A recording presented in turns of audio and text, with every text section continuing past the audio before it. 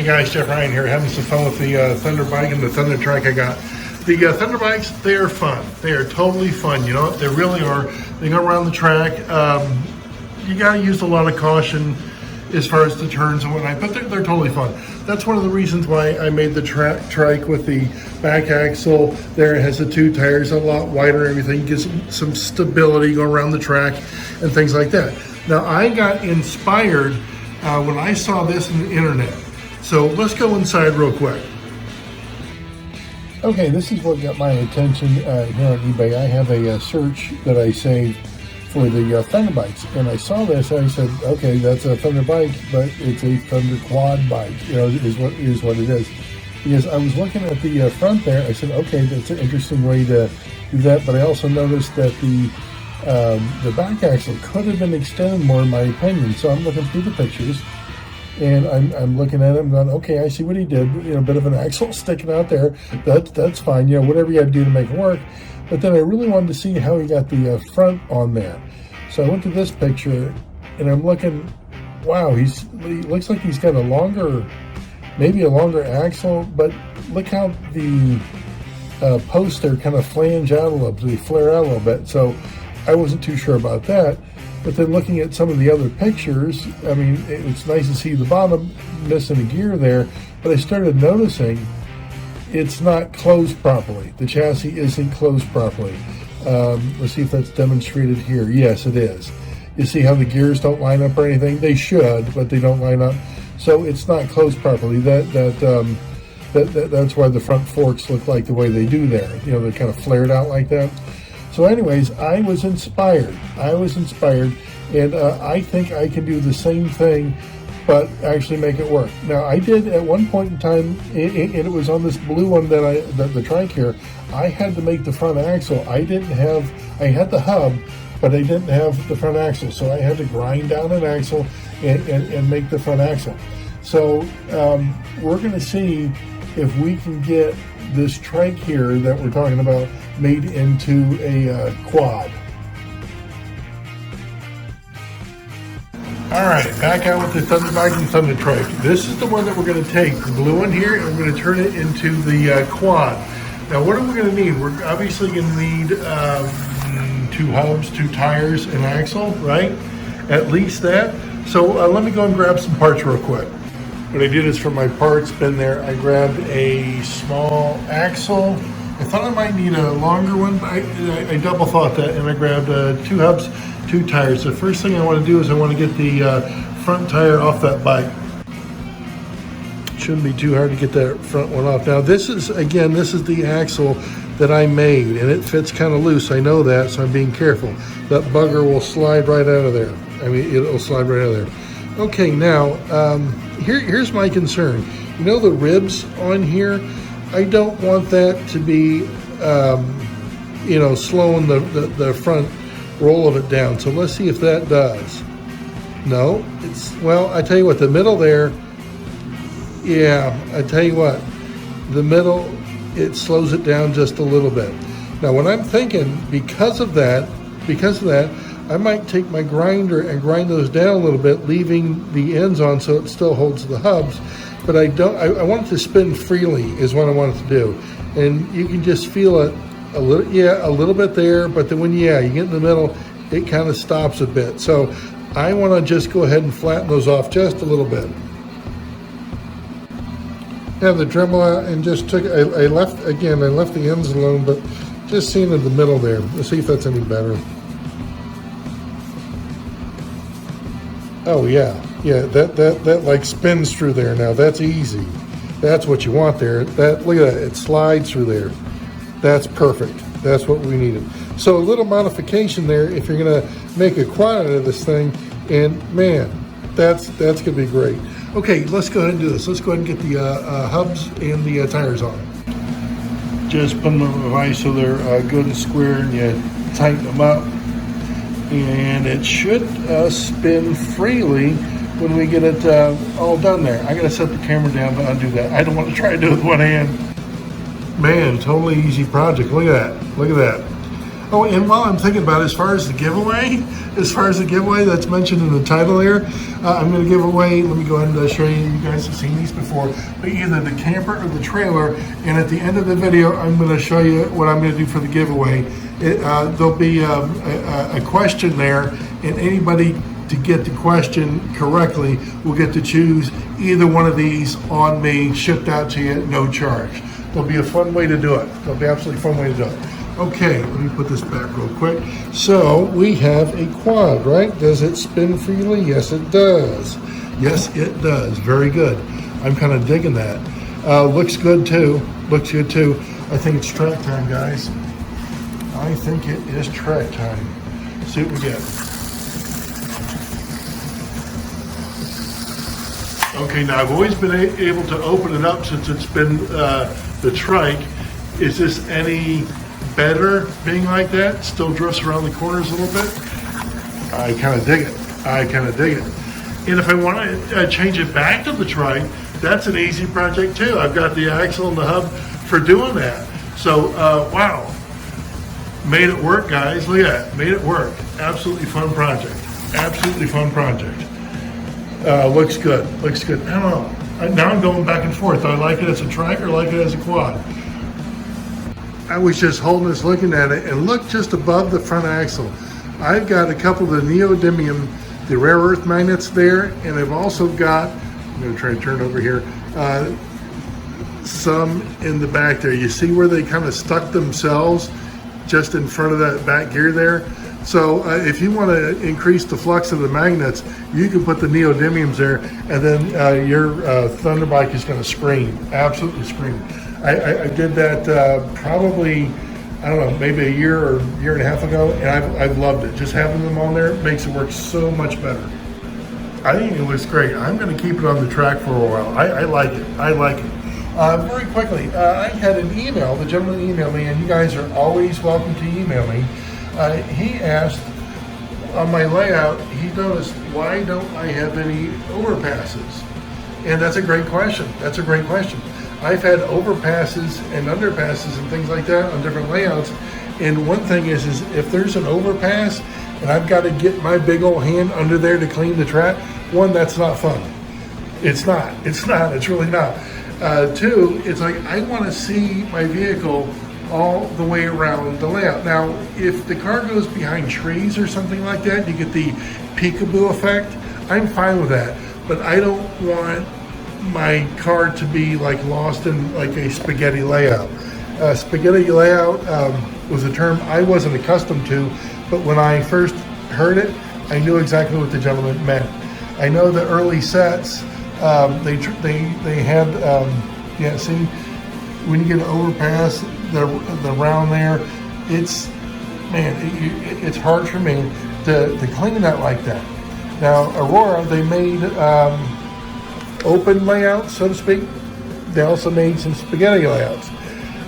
I love this manual. I have a hard time when I pick it up not flipping through it, you know, I mean, because everything we needed when we was kids to do this was right here. Look at the 4-lane. I mean, they had everything.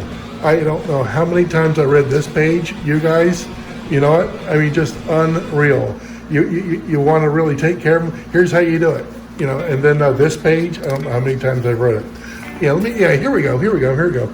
Now see, I would consider this an open layout, and not just because it has a crossover, is it a spaghetti layout, but that's the difference. I am attracted to the open layouts. Something like this, I know as far as room, if you got to do it, great, do it. But I rather have more of the open layout. I like it like that. In this one, I always thought that was one of the most clever ways to use the junction tracks. You know what? I mean, it's like perfect, absolutely perfect. If you like the junction, that was absolutely wonderful. The 4-lane, I love the way they did the 4-lane. See, this is keeping it open just with one overpass. I'm not opposed to that, but when it gets so overpass, underpass, overpass, you're losing me there. You're absolutely losing me there. And one thing about larger layouts like this one, I want a little place to open them up. You know, if you got curve, I get it. Yes, I get it. It's fun, but yeah, here you go. I want a place to open it up. That's why I like the open layouts like that. I really do. Oh my God. Remember these? I mean, as kids, you're just looking at this stuff like drooling. It's like, what is it? A 2, 4, 6, 8 lane? 8 lane, just absolutely incredible stuff. Absolutely. And there's the Y track. Now, what's interesting about that Y track, and I've got half of it there, I've got the other half over there, but this is how they meant for us to use the Y track, because when you take these pieces out of the package, they only have enough to connect it the way they're showing there. So that's pretty cool. And I like the 4-leaf clover. I really do. I like the 4-leaf clover. And who doesn't like the trains with the slot cars? You know what? Absolutely wonderful. Here's a slightly spaghetti. It's like over, under, got to get my hand through there. No, I can't do it. This one, no way. I just can't do it. So anyways, that's why I don't have the overpasses and underpasses. One, it's difficult for me to clean. Oh God, remember these? Like the track, like, boy, I wish I had that one, or I wish I had that one, I love this catalog, I really do. But anyway, guys, what's coming up next as far as the camper or the trailer, and you're gonna have your choice of either. I got the green one left, and I got the gray trailer left. I'm gonna show you some pictures. I'm thinking about 5 pictures. They're gonna be, you have to identify what slot car they are. Like, I might take a picture, let's just say, of a Batmobile. Then you would have to say, hey, listen, it's a Batmobile. Okay, good. What's the next picture? What's the next picture? What's the next picture? Let's say the first one that gets all 5 right, they win the camper or trailer. So it's going to be fun. So here, coming up next, is going to be a few seconds of each picture. Will stay up a few seconds, and there's going to be 5 of them. So you guys tell me in order what picture, what car you're looking at, and whoever gets it first wins. All right, guys, let me know if you need anything. This should be fun.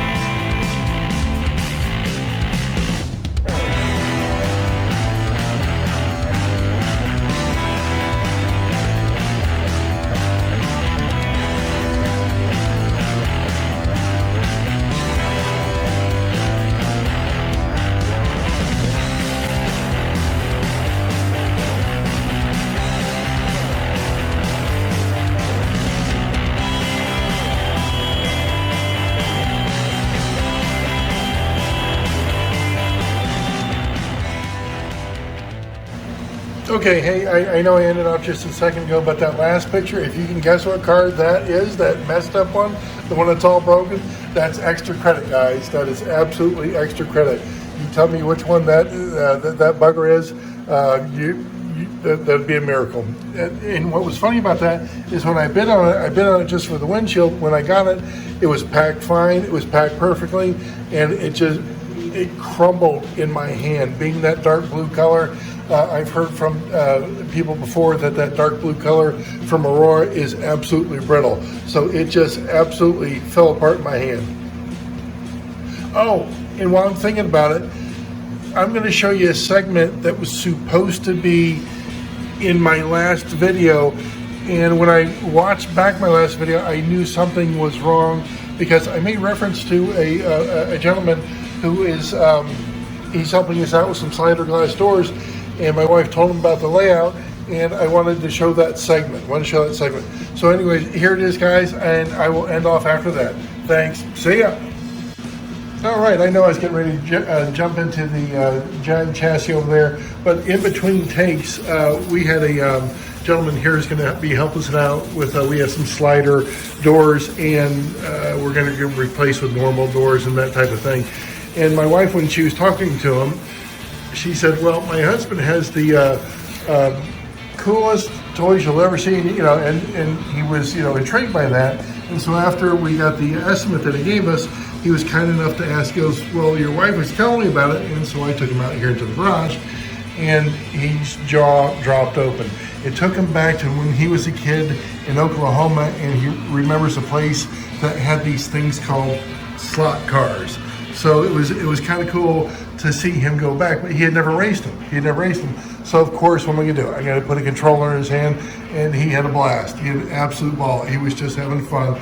And you know, he realized the faster you go, you can get him to go off the track. But then he just backed off, and he had a good time. He was taking pictures.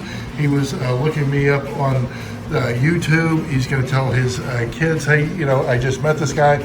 So I just turned somebody on who I met very, very briefly on the slot cars. And one of the last things I said to him, I said, they still sell these things. If you want to get into them, you can get a new set. And you could just see like the light bulb go on, on it in his head. So anyways, back to the chassis here. What do I like to do? I like to take it apart first and see what we got. It doesn't, it runs, so it probably doesn't need a bunch of major cleaning, but we'll see what we get into. And as far as the magnets, I always take the front one out first, put it on top of the back one, and then I set them aside with the bottom.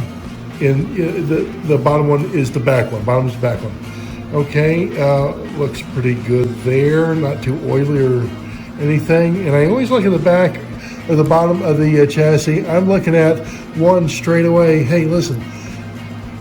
Are the springs to the brushes, they are funky bends, or they look good? Does everything roll like it should? I know there's a lot of oxidation on there, but there isn't the corrosion, the green stuff, the verdigris. No, then I do a deep cleaning. Like I'll put everything that needs to be in Brasso, I'll put it in Brasso, but this looks like we can probably clean it with the wire brush. If not, well, I'll get out the Brasso, but we'll see how we do first. Okay, everything seems to be in operating order, so let me go ahead and get my Dremel and get started.